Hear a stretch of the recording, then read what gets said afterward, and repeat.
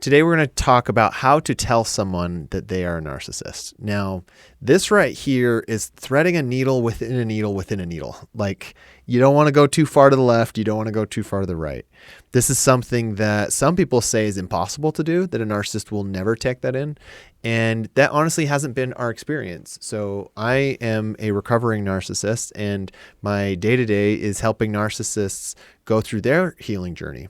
Kira is a recovering empath, and she helps partners of narcissists learn how to work together. And she actually has a whole course about how to help a narcissist wake up. If you want to go deeper, you don't get all your questions answered in this video. Her course is amazing and can help answer that for you. But I think we have a pretty helpful perspective on this question. It is possible. We see it all the time. In fact, every single one of my clients are people who woke up, and almost all the time it's because a partner said something. In fact, I have never seen a narcissist just wake up of their own accord, just one day say, you know what? I think I might be a narcissist. Like, it's always somebody who points it out in the right way. So this is actually a very delicate, difficult thing. If you do it wrong, you can actually set them back for a long time. We're going to, I think, cover just about everything you can in this, so that if someone needs to do it by themselves, they can. If you want to get deeper help, there's links in the bottom and to Kira's program and course that actually really walks you through this even better. But let's first start with what not to do. All right. It's important to remember that narcissists like myself are heavily wired to resist feeling shame because they have a lot of internalized shame. Deep, deep down below the subconscious, they believe that they are unlovable on some point. And that's actually why all of the narcissism is there to begin with. And so if you come out swinging and you do like my ex did and say you are a narcissist in all caps, they will reject it. That is exactly what happened to me. My ex-wife told me this, and she said it in all caps, and all my defenses came up because I don't want to be an asshole. I mean, that's what my narcissism is trying to defend. And so if you come out and say it that way, I'm not going to be receptive to it. And so I remember it was funny. I Googled it, and it showed me a bunch of criteria, showed me 5 things. And I was like, I only do 4 of the 5 things. I'm not a narcissist. That's how the narcissistic mind works when it's in defense mode. Right. And so, that was not the right thing to do. And what you really just want to be careful is not to trigger their shame, not to trigger that something's wrong with them as a person, and, essentially do it in a calm, loving but firm way, would be kind of the summed up version. But that's what not to do. Did I miss anything on what not to do, babe? I just think it really depends on your goal, right? People, they're like, well, how do I tell them they're a narcissist? And I really think that it's important that if you want it to go well and you want it to land and you actually want to see them heal, then you would take the steps that we're offering today. Yeah, because you can go to anybody and tell them they're a narcissist and they might be receptive to it someday. Yeah. And that's up to you. But I think that if you're hoping that this conversation with a narcissist is going to open them up to change, then you kind of have to get to their heart, and their heart's not going to be available if you're rubbing up against their defenses right off the bat. Yeah, exactly. There's an amazing quote that I love that says, you have to get past the animal before you can talk to the human. And if you come out swinging, you're going to get the animal version of them. So the next thing we want to talk about is, what is it in you that has maybe known about this narcissistic pattern and not said anything yet? Because that's actually what's blocking this from happening to begin with. And so it's really important to address that. And usually, we've been around partners of narcissists for a while now, and in support groups, and, Kira trains them or coaches them one-on-one. And the biggest thing that we see is that there is a fear of threatening the relationship, that they feel that, well, if I say this, they're just going to get mad and leave. I've had people tell me that, right out of the gate. And I want to sort of fast forward as to what the other option is. So we had a support group meeting where we had all loved ones of narcissists in a room, and we were talking. And there was a lady who had been with her narcissist for 20 years and another lady who had been with their narcissist for 35 years. And I just wish that anyone who is asking this question of themselves, should I tell my narcissist? Oh, I'm scared to because it'll threaten the relationship. I wish you could feel the exhaustion, the depletedness of these two people in this meeting. One of them knew about her partner was a narcissist 20 years ago. And this is before I think people were talking about narcissism on the internet very much at all. And they both kind of echoed the same sentiments, which was, I feel so dead inside. Like I've literally given everything to this person. I thought I was doing the right thing by trying to keep us from having conflict and by just kind of holding on and grinning and bearing it. But when you see the depleted nature this person is, the deep resentment, like one person, the other lady who'd been there for 35 years, she said she felt nothing. She felt dead inside. I mean, they really, it's like, do you want a quick death or do you want a long, depleting death like that? It's the truth is that this fear of abandonment or this fear of conflict is what is keeping this dynamic alive and is what is keeping most people from having this conversation, this very important conversation. I don't know. Is there anything you would add to that? Yeah, I think that there's this piece of us that knows that it's our silence or submission to the relationship that is keeping it alive. And that's a lot of pressure. Yeah. And so I think that what we actually need to do is make a decision that we're willing to let the relationship die. Mm-hmm.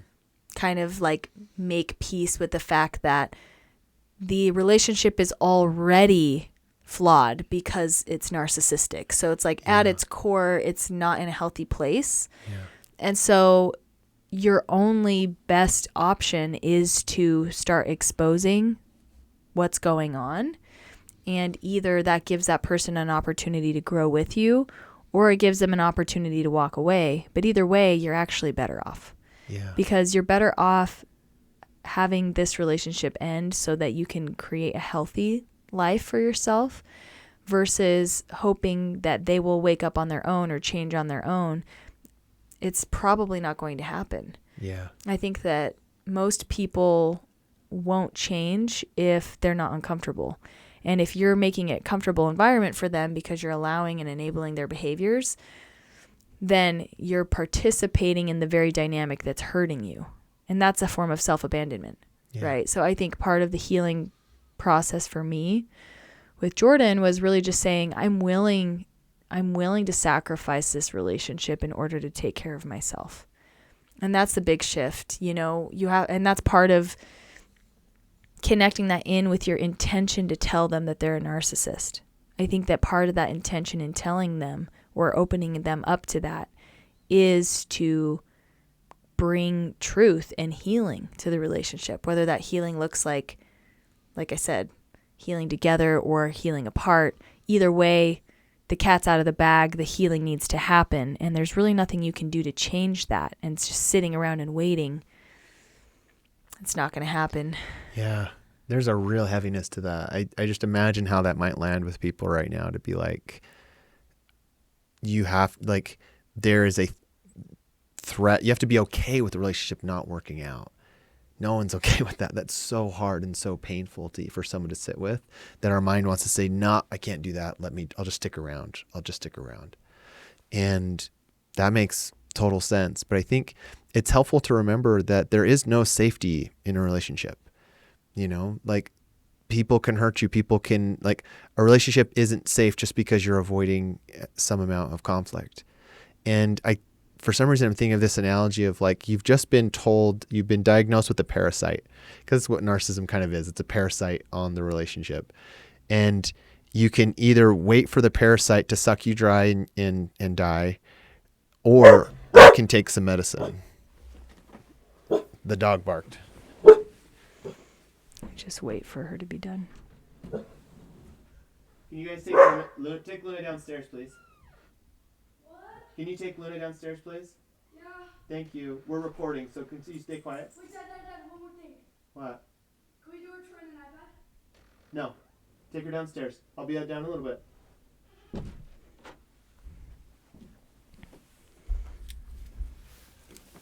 Let's see. We are at... You're talking about parasites. We're at 13 minutes. I don't know if we need the parasite comment. We could probably just cut that out. You don't like it? Go for it. Okay. I have to start over, though. Yeah. It makes me think of an analogy where you've got a parasite. It makes me think of an analogy where you've been told that you've got a parasite that will kill you if you don't get rid of it, but the medicine is incredibly painful and uncomfortable to take. And the truth is that parasite is kind of like the narcissism on the relationship. Like, you cannot feel loved and seen when a narcissistic partner is stuck in themselves. You just can't. And that will slowly drain you. And the medicine is uncomfortable, but so is, the parasite. The parasite. You're kind of stuck between a rock and a hard place. Yeah. Yeah, I think that with all of this, though, there is hope on the other side. And that's what I just want to share. Like, whenever there's something so heavy like that, I think realizing that the mind will always choose familiar suffering over unfamiliar peace. Yeah. Right? It's like the devil over the devil you don't. And the truth is that if it feels really hard to make that decision to be the change that you want to see in your relationship and kind of make those ripples, it's because everything in your brain is wired to keep you doing what's familiar. The mind doesn't like getting into unfamiliar territory, but that doesn't mean that unfamiliar territory is bad. That unfamiliar territory is growth, and that growth is going to benefit you no matter what direction it goes. So this is really a decision of, do I love myself enough to make a decision that will be better for me in the long run, but temporarily uncomfortable and really unfortunate potentially right now. And I think there's a lot of information on the internet about walking away from narcissists, but what we're trying to advocate for is that it's more than just walking away for some people. For some people, you are hoping that there is growth potential in the relationship. And I know for me and Jordan, there was a growth potential. And so I'm grateful that I communicated and gave you a chance to open up and do the healing work through just exposing what was not going well. And I think with all of that being said, there is a process that you can take to communicating this to a narcissist that is a little less intense. And so we'll kind of microdose you the little steps you can take one by one that can help walk you through the process without being too overwhelming, right? Because like we've talked about, it feels overwhelming to just tell your partner, hey, I think you're a narcissist. And everybody that I talk to says they absolutely won't accept that. And you're probably right. So here's a little bit of an insight to the narcissistic brain, what they need, and how you can communicate to them in this process. So we'll dive in. The first thing I want to share is just understanding what all narcissists really need. And what I mean when I say what they need is not what they want, not what would make them feel good, but what they need to start changing and waking up. And I go really in depth on this in my course, but I want to share with you what those 4 things are. So the first thing that all narcissists need, and that you need as well, are boundaries. And the reason why boundaries are so important is because likely their dysfunctional behavior is currently causing you harm. And you can't reasonably allow that harm to continue. And so in order for things to change, you have to understand what your boundaries are and start really drawing that line in the sand. Narcissists don't naturally understand what boundaries are, and they won't pick up on the subtle cues of what your boundaries are and how to respect them. That they have like a blindness to boundaries, and so you're probably experiencing a subtle crossing of your boundaries all the time if you're in a relationship with a narcissist. So just my simple recommendation on how to get started with understanding boundaries and what to do and how to set those boundaries is really first start getting in touch with yourself. Start really noticing where your body is feeling angry and resentful, because that's a good sign that that's where a natural boundary is that's being crossed. So through that self-awareness, and we actually have another video talking about boundaries, so you can go and maybe we can tag it. Yeah, I'll put it in there. So that you can go look into that. But setting boundaries is essential. And when you start setting boundaries with your partner, they are not going to like it. So I think just understanding that it will begin to be tumultuous, but is something that they need in order to start waking up, because they need to understand that what they're doing is not acceptable to you. And you have to say, this isn't acceptable to me, and I am not going to allow that to continue, right? Yeah, can I just chime in super quickly? From the narcissistic perspective, when you don't set a boundary, like for example, hey, if you keep doing this, I'm not going to make you dinner, or I'll move into the basement, or, you know, we'll stop going on dates, stop having sex. Like whatever that boundary is that you need, when that's not seen, the narcissist, we will convince ourselves that everything's fine.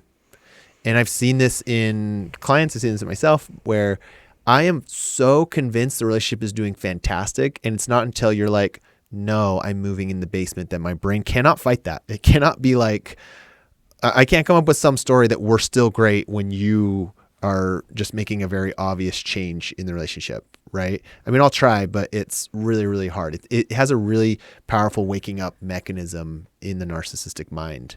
So, Yeah. Yeah, and that actually is a good bridge into the second thing that narcissists need, which is the truth, right? We need to tell them the truth. And I think because a lot of us are scared of the conflict that we have with narcissists, we will avoid really telling them the full truth, right? But we have to start making those steps towards being honest. And that's part of the boundary setting, right? So an example of that might be, I'm not comfortable with you looking at porn. And the reason why is because it makes me feel unsafe. And if you continue to look at porn, I just know that I'm not going to feel safe enough for us to connect in an intimate way. And if you continue to make those choices, I'm going to allow those consequences to happen. And I might not be interested in a sexual relationship because it's hurting me. Right? Like and that was truly our situation. Yeah, that was a real conversation that we had. Yeah. And I needed to tell the truth about that, but it was hard for me because I just wanted to be a cool girl. Like, I don't want to be insecure. Yeah, totally. But I think that as I got in touch with myself and my body again, after just, years of dissociating and enabling and being codependent, as I really got in tune with myself, my body was like, I'm not okay. And no matter how much you defended against that, well, everybody does it, and I've always done it, and I don't see a big deal, and this is my body, you can't tell me what to do. Whatever defenses would come up, I would just stand firm in my truth and my boundary. I said, I hear you, and it doesn't change the fact that I'm not okay with it. And it doesn't change the fact that if you continue to do it, it will be disconnecting for me in our relationship, period. Yeah. Right? And it was hard for me because initially in our relationship, I would just enable the shit out of you. I was like, okay, if that makes you happy, and in fact I'll have sex with you more so that you don't, just to make you happy, It was just like this weird, like trying to make it okay for myself feeling, and like telling the truth was really uncomfortable for me because it exposed my fear of being abandoned or rejected if I did tell the truth. But it was something that you needed in order to start changing. Yeah. Because before I was just kind of like supporting your delusions. Exactly. You stepped into the delusion with me to avoid conflict. And, yeah. And it's also just honestly not fair to the narcissist to play along with their delusion for years and then one day be like, I hate this. I can't do this anymore. Yeah. Because like the loving thing for both of you to do is to stand in that truth. Yeah. So. Yeah, so that leads into the third thing that a narcissist needs, which is to take accountability. And that's a hard one because narcissists don't take accountability very easily. But what that looks like is really just helping them to Well, essentially what you're doing is you're going to stop taking accountability for them, because we subtly will do that in a relationship with a narcissist. That's really the only way a narcissist thrives. So this is just a self-reflection for in what ways can you start taking less accountability for them, or taking less blame for them, and start giving that emotional labor back. Because the truth is that they can never wake up to their narcissism if they can't start practicing taking accountability. Exactly. Yeah. Otherwise, it's like you're saying, "Hey, I hate the way you treat me. What do you want for dinner?" You know, it's like I don't like this, and let me keep enabling. You know, it won't click in the narcissist mind either. When that's happening. Exactly. Yeah. And the last thing that a narcissist needs with all of these 3 heavy hitters is love. Yeah. Because they're humans too. And there is a softness. There is an inner child. There is a human underneath all of the defensive behaviors and dysfunctional behaviors that is truly in need of understanding, love, compassion, patience, what all humans need. Yeah. And so it's really a balance of firmness and kindness. And the firmness comes through the boundaries, the truth, the accountability, and then you soften it with the love piece. You know, and what that looks like is essentially connecting in with your heart and making the decision that even if there is a lot of resentment and anger going on for you, I think asking yourself if you can begin your communicating with them from a place of love, right? Because when we do that communication from a place of hatred or resentment or trying to get back at them, it has the opposite effect that we're hoping for. It has an opposite effect because it brings up their shame defenses and they aren't open to the reflection, right? But I think that if we can be loving to ourselves and taking care of ourselves and be loving and understanding of them while we're holding these boundaries and truth and accountability, it kind of softens the whole thing. And they might not respond well to it, regardless of all the love and support that you give. So I'm not saying that their good or bad reaction is your responsibility. I'm just saying that it is more likely to happen in a holistic, loving, compassionate way when that's your intention. Yeah. So I would just give that to you as a basic template, understanding that that's what's needed moving forward. Boundaries, truth, accountability, and love. And I want you to keep this in mind because now we're going to move into a few steps that you can take, like actionable steps in starting to wake up the relationship. And I gave you that little preface because you're going to carry that energy of, all right, I'm having my boundaries, I'm doing things, and I'm doing it with love while I'm making these steps for change. Cool. Right? So let me just get my little list of steps here ready. I love that. I mean, I think especially the love part is what gets missed a lot, is because people wait until they're so burned out, they're so overwhelmed. And so by the time they go to tell their partner or their loved one that they're a narcissist, there's so much resentment and frustration. And the way the narcissist interprets that is you're saying I'm a problem, which all their defenses come up and it's like they're deaf. They can't hear anything you're saying anymore. And so, you know, I just think one of the biggest things I see is people waiting too long. And when you wait too long, there's no love left in you. Yeah. You know, you're so frustrated. So I love that love aspect. Yeah. Well, and I think honestly, that's what I've seen with all of my clients is they're like, I have no love or patience left for this person. Yeah. And I think that's where taking care of yourself really comes into play. So please, in all of this, just like a quick body check-in, like make sure that even as you listen to this, you're not planning to make them the priority. Like the priority is to take care of you. Yeah, that's where the boundaries come in, right? Yeah, that's why we're giving this to you. Like I don't want you to misread this and say, oh, this is how I can focus on them and what they need. You know, this is actually to help liberate yourself out of love for yourself.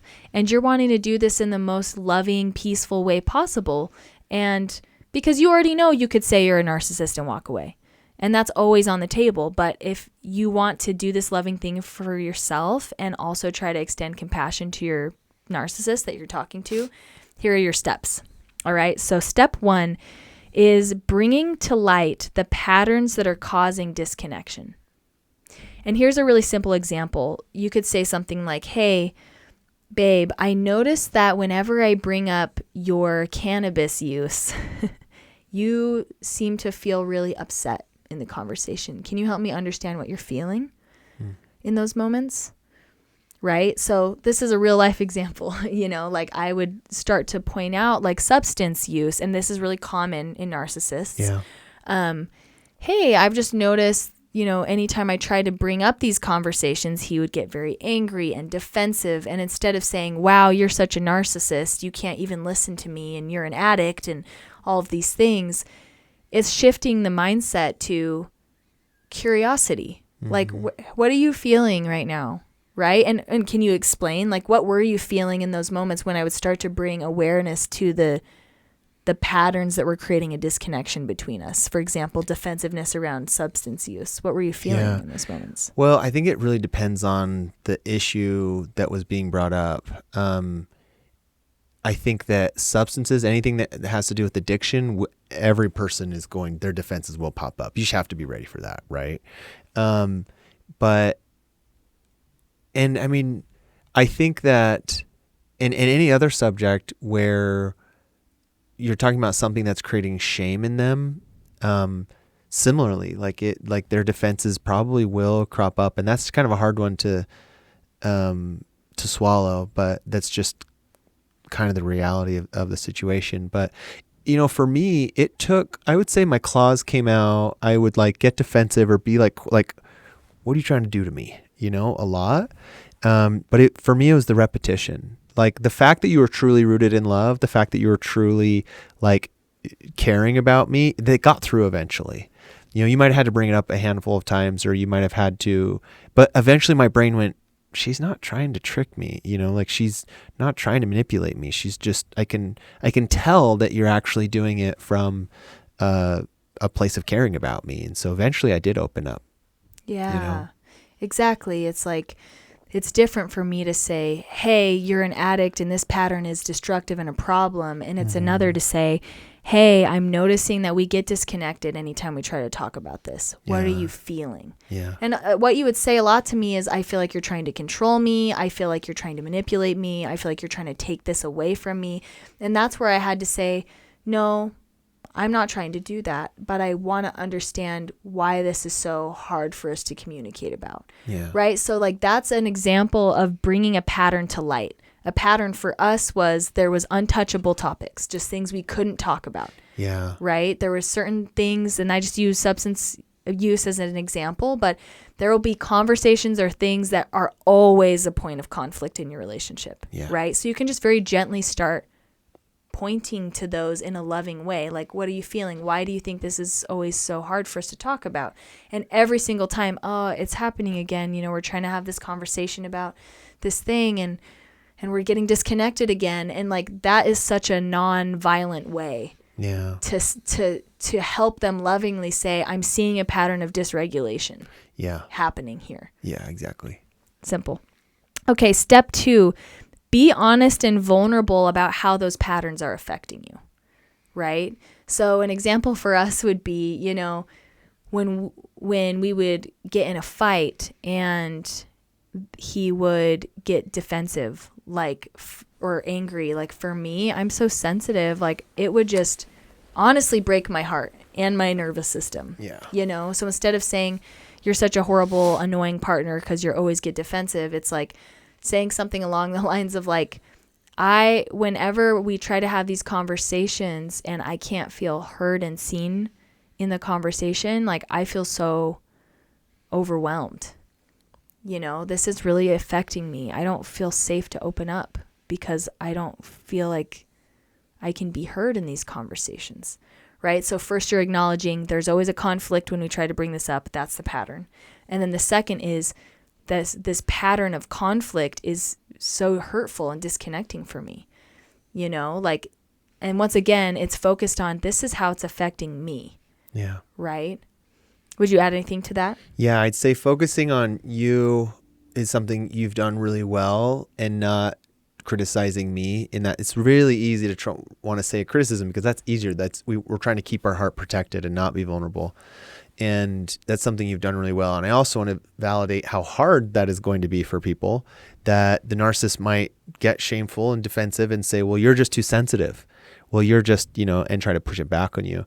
And honestly, when you would go, yeah, I am sensitive, it's like I had nothing to say, I'm just like, well, now I just feel like an asshole, and, yeah, that showing up with showing me what your real feelings were activated my empathy more. It activated this like protector in me that wanted to like help you and take care of you versus, my, internal protector that's trying to keep you away from hurting me. Yeah.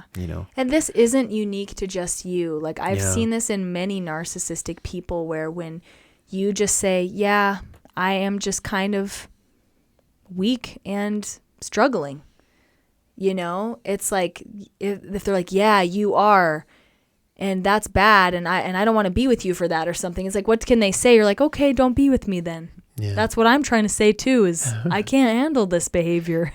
Yeah. So it's like it actually ends up bringing the truth to light because Yes. like they can't defend themselves against that. Mm-hmm. So it just kind of stops the conversation from escalating. Yeah. So just a quick recap: bringing to light the patterns causing disconnection, being honest and vulnerable about how those patterns affect you. And step 3 would be setting clear, kind, and firm boundaries and sticking to them, right? So here would be a great example in this situation. Hey, and you would want to talk about this when you're not heated, Yeah. ideally. Yeah. Wait, But- things calm down. Yeah, but when you're both of sober mind, saying, for me, this is what I had to communicate. I said, if you start to notice like defenses coming up or like anger or raising your voice, I just can't have that conversation. Yeah. It affects me too much. It will escalate. We both say things we don't mean. I just can't handle it. So Yeah. I can only have a conversation with you if we're both calm and our hearts are open. And we set that boundary for both of us, Yeah. right? We both agreed that calling names, raising voices, swearing, all defensiveness was off the table for the relationship. And what that does is it also takes the blame off of them, because you're saying we're both agreeing that this is how we want to show up when we're angry. Yeah. And then if one of us starts getting off track, then we can just really gently say, oh, hey, I'm noticing we're getting off track. And so I'm going to have to, that's my line in the sand. I'm going to need to walk away. Yeah. Yeah. I mean, we had so many conversations early on where you'd get roped into this big, my mental gymnastics of why I wasn't wrong, and you'd be sitting there trying to argue me on it. And my narcissistic defenses are just sucking the life out of you. Right. And at some point you were like, oh, I'm not going to talk to you if you're going to be defensive. And I remember the first time you said that, you're like, I'm not going to have this conversation if you're being defensive. If you're not willing to listen to me and hear me, I'm not going to have it. We'd already agreed beforehand that was not, we wouldn't, engage in that anymore, or that would be our, rules. And when you did it, I was like, I'm not being defensive. Shit, I'm being defensive. And what was cool is I just like took a break, walked away, waited for myself to cool down and calm down. And then I was like, okay, now I am ready to talk to it. And then come to you and be like, okay, I'm ready to stop being defensive. You're right. It's like being defensive is such a mellow thing for us to be able to own. And then, and what it is, it forced me to just open my heart to your actual pain, which in itself was healing. Yeah. And Well, then, yeah, keep going. I was just going to say, and it gives us, it starts setting a boundary, so it changes the dynamic. Yes. Right? Like if your whole dynamic revolves around the narcissistic partner emotionally hijacking the conversation, bringing you in this whole rigmarole where they are now the victim and you're the bad guy because you had a feeling. Mm-hmm. I literally just made the boundary. I will not talk to you. If you start, when the snowball starts tipping, that's where I draw the line in the sand. Yeah. Don't wait until they've already taken hours of your time and then be Or like, yelling and the energy draining. Yeah, totally. yeah, exactly. So having those boundaries set in place and sticking to them, is no matter how hard it is. Like if you're dysregulated and it's hard for you to walk away, that's for me where my work was. Yeah. I'm an anxiously attached person, so space is torture for me. And I just had to do it anyway. I had to say, I'm sorry, we have to take space. And I'm like rocking in the corner trying to regulate. But that's how we broke the dynamic between Yeah, us. so key. Mm-hmm. Yeah. So that's another step in starting to wake up the relationship. The fourth step is giving them back the emotional labor and accountability for what is theirs, right? So an example for that would be, when we'd have these conversations, I remember at very first when I tried to say, I can't with the reactions, like that's a lot. You'd say, well, I'm just mad. I can't help it. Yeah, there's nothing I can do about it. I'm emotional. Yeah, it's just who I am, and there's nothing I can do about it. And I just remember saying, okay. And he's like, well, if you want to do these things to not make me mad, then you can do that. It was like, I ended up unconsciously taking this on, like, okay, Yeah. I will make that my job not to make you mad. Yeah. And then at some point I had to say, actually, like, I understand that you're angry, but your reaction is still your responsibility. So I don't care how you figure it out. You've got to figure it out. It's not allowed. We're just not going to have that sort of reaction. Yelling. And honestly, for us, one of the best things we did too, you did, was you even said no sarcasm. I don't want sarcastic. I don't want like underhanded, slight. Like we got all the way, like you said, the tip of the snowball moving. Like even a sarcastic cut where you're just kind of like, well, you were like, I don't even want that, and it really stopped the snowball from taking off. But yeah. Yeah, I think it's giving back the emotional labor. So what that looks like is, I'm sorry that you've decided that you don't know how to handle your anger. Then I think you need to see a therapist, because I can't be your therapist anymore. I can't hold you through your angry reactions. I can't help you I can't dismantle this bomb for you. Yeah, exactly. You need to learn how to dismantle this bomb for yourself. Mm-hmm. And really what this encouraged you to do is become more self-aware, because what we learned and what I invited you to do is, I need you to learn when you're getting angry, like the very first signals from your body that you're getting angry, and you say you're going to go deal with it. Yeah, I'm not going to deal with that for you. Yeah, exactly. All I'm going to do is have my boundary, which is I'm not talking to you right now. Yeah. Right? And then the rest is up to you. Totally. Right? And I mean, I have clients who I talk to, they'll say, hey, so I got in this huge fight. I tried to bring something up. They hijacked the conversation and made it about them. I helped them for 2 hours. And now I'm exhausted. Yeah. I'm like, well, that's where you went wrong, is that the second they said, no, actually, I'm a victim, is when you walk away. You say, oh, I'm sorry. It's my turn to share my feelings. And until my feelings get fully heard, seen, and validated, I'm not having the conversation. Yeah. I'm not having a conversation about your feelings right now, because your dysregulation is your responsibility.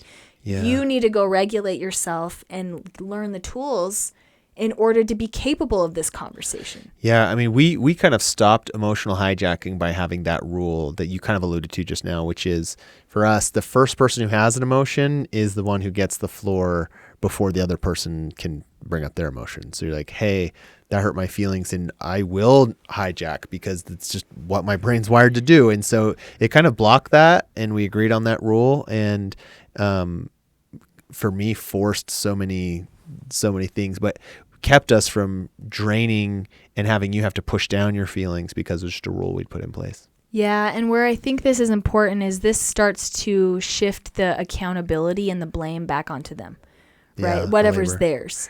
Yeah. Because, and this is where it's huge. This is going to make a huge shift in the relationship, because you might not even realize It's happening. how much accountability you've been taking for them. Totally. And I hate to say it, it's probably a lot. Yeah. You've probably been their therapist and their parent and their whatever, it's like, and it can even be simple things like, it's not my job to remind you to take out the trash. Yeah. Set a reminder on your phone. That's your Yeah. emotional labor to figure out how to Exactly. get the trash taken out. Totally. It's not mine. Yeah, and this often happens because, the narcissist starts to believe it too. I remember he first started pulling away those things, and I was just like, what the hell? You owe me. This is my God-given right to have you take care of all this. Like, it was weird that I thought that, but it was so true. Yeah. And I think it really comes from, a lot of times, people who are attracted to narcissists, they had narcissists earlier on in their life. A lot of times it's a parental figure or something like that. And so they are trained in this dynamic. They know so well how to take care of someone else's emotions and just take care of the whole thing so that the relationship works, and that's what's so hard and insidious about it, is it goes back decades in a lot of people's brains, you know? Yeah. Yep. All right. So that kind of moves us now into step 5, which is requiring a healing plan in order to be in a relationship with you. And this one's huge because this is part of them taking accountability, right?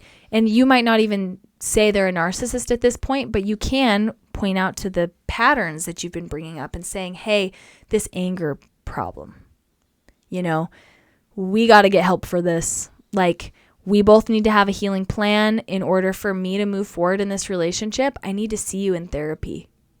I need to see you working on that. Yeah. And I'll give you 3 months to find a therapist. And if you haven't found a therapist, if you're not consistently weekly working with a therapist by 3 months, that's when I'm just going to need to walk away, because that shows me that you're not willing to take care of your part, and I can no longer carry your part for you.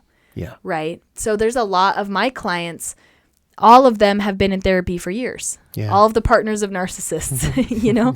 And then their narcissist says, well, I don't need therapy. Yeah, right? Totally. And you can say, cool, I'm glad you don't think you need therapy, but you do need therapy if you want to be in a relationship with me, period.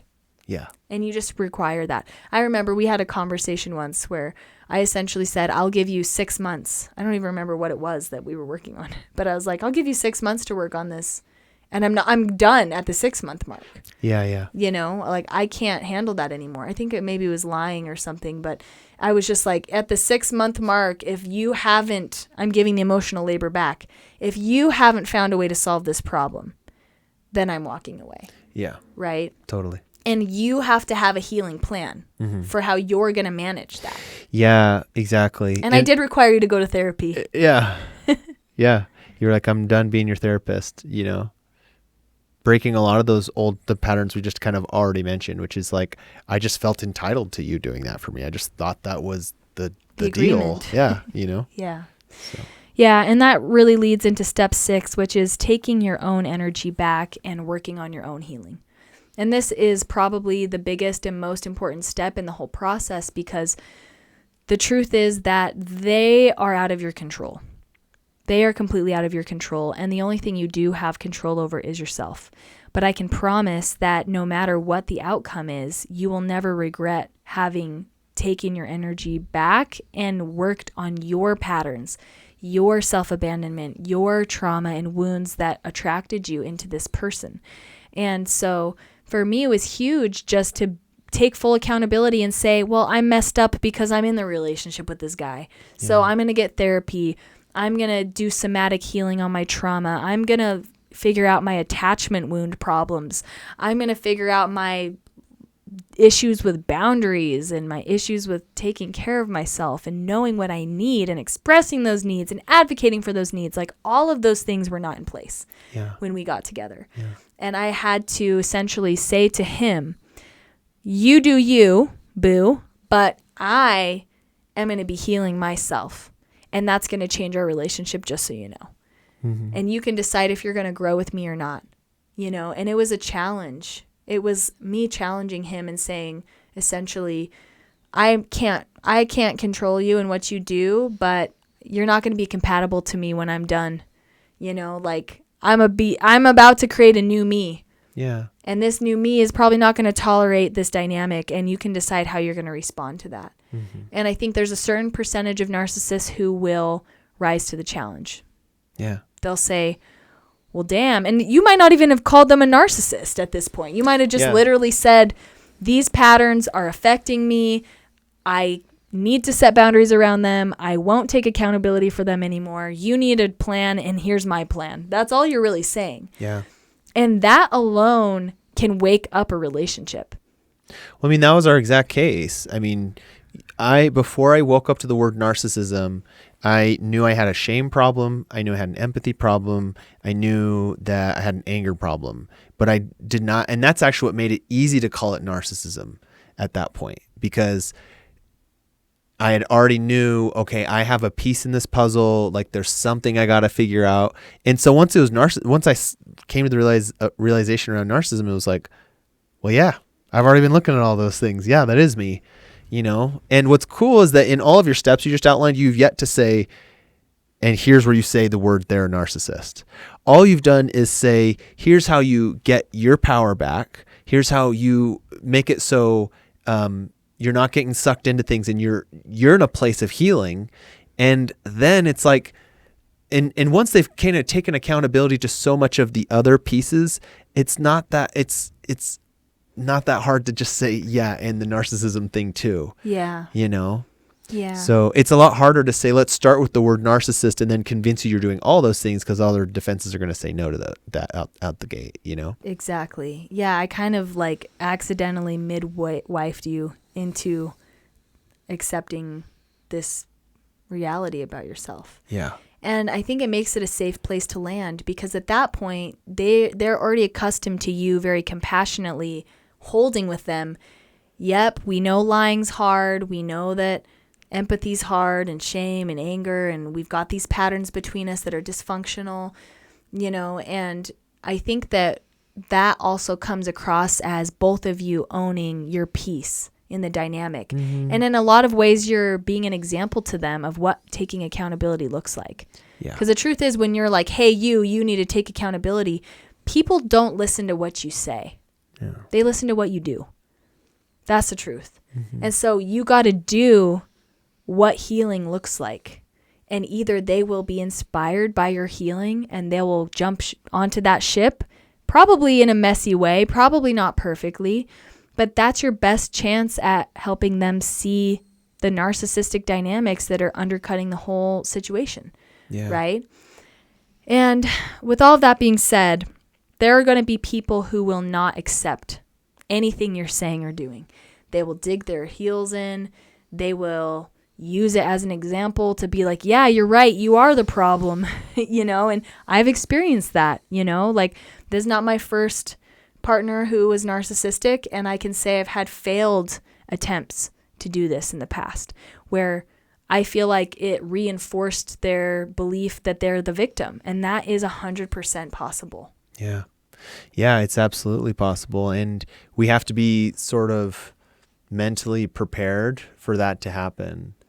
And, you know, the truth is, I mean, this kind of goes back to what we were saying earlier, is that there's the, you know, you can either end the relationship now and, you know, do your own healing and go find love and connection for the last, you know, half of your life, or you can wait till you get drained for a few decades and then, you know, at that point it's over. But you have to, in your mind, accept the fact that it could go either way and that you are not in control of how the narcissist responds. There are some narcissists that will not wake up, you know, and we hope that that's not your case, and I'm sure you hope that too, but the longer you hold on, the more that you are just choosing to be in this dynamic yourself. And, you know, that person might wake up because of the way that you know, lovingly and kindly exited the relationship. I will say that if you exited the relationship and said, well, you know, F you, you're a narcissist, you know, see you later, they are in their mind, they'll come up with all the reasons that you were abusive and you were a problem and you hurt them, which is honestly just going to set them back. But if you exit and say, man, I wish we could figure this out. I just need these certain things in my life. And I know that's not here for us right now. And so I hope that you can get those things figured out. And, you know, I wish we could have figured it out, but we couldn't. You know, that just kind of leaves them like, whoa, what? You know, and it opens them up to being, you know, able to let that message in one day. So yeah, I don't know if you'd add anything to that. The only thing I would add to that is just kind of bringing it full circle. Here are some tips on how you can start attempting to help someone wake up to their narcissism. Once again, opening your heart to letting go of the outcome and knowing that no matter what, you've become a better person through this process because you've really started to take care of yourself. And that's the biggest thing that we want people to know, is that if you're asking this question, how do I tell someone they're a narcissist? You probably need some self-care too. Yeah. You know, there's probably some pain that you're trying to move through yourself, and just giving you permission to take the steps you need take in order to take care of yourself, because this is a complicated situation and dynamic. We're not advocating for you to tell them they're a narcissist and babysit them through the whole thing just so that you can continue to be on the receiving end of abuse. But we're saying this is the last ditch effort. If you're like, I'll give it one more shot and you want to try these steps and see what happens, we hope for the best, that this will support your journey. And really, we're just hoping to bring more healing into relationships. So that's our takeaway. And we're really grateful that you're here and willing to hear our message. I don't think I have anything else to add. Yeah, I think that was a great send off to the whole thing. We hope this is helpful to people. And if you want to go deeper on this process that Kira obviously knows very well and is helping midwife people through, you can find the links below. And I think the course is probably worth like $200, but you have it open in your community for like $10 right now for free, essentially, if they are in the community. So I'd go check that out. It's great stuff. And obviously Kira really knows what she's talking about. So we hope everyone finds this helpful. See ya.